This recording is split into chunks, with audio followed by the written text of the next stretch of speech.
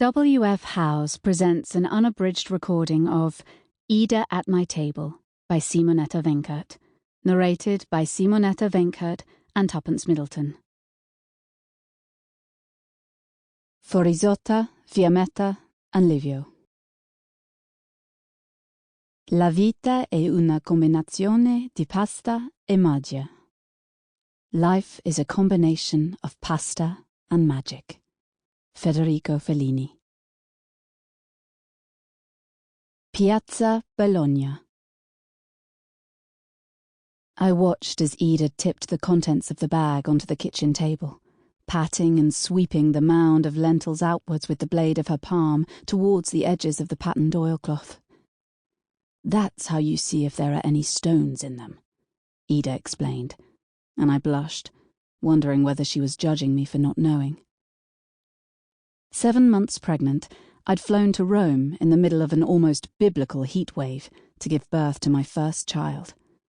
Avi and I had been living in Jerusalem, and the plan was that I would go ahead to find a hospital in Italy, and he would join me in time for the birth. His mother, Ida, and I hardly knew each other at this point, and a part of me wondered how we were going to get along for the next 2 months without Avi acting as glue. Lentils were a winter dish, eaten all over Italy on New Year as an augur of good fortune due to their resemblance to tiny coins, so it seemed strange that we should be preparing them in August. Besides, it was too hot to eat. My rib cage ached, and I was finding it increasingly hard to breathe as the baby grew and pressed against my lungs.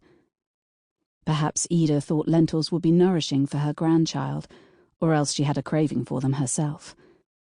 Later, as I got to know her better, I would discover that years of living alone with nobody to think of but herself meant she would indulge the desire for a dish she hadn't eaten since childhood, or a sudden compulsion to clean the slats of the Venetian blinds in the bathroom at 6 a.m, or fresh bedsheets every day, simply because she enjoyed the sensuousness of ironed cotton against her skin.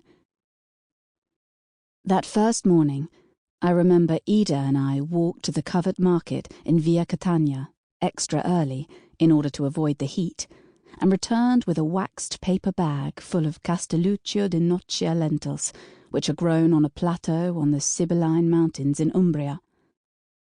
To this day, I can picture Ida's hands, small, plump and almost unlined, with little fingers that curved inwards so that they resembled scoops, the satisfaction that escaped her when the last lentil had been swept into the...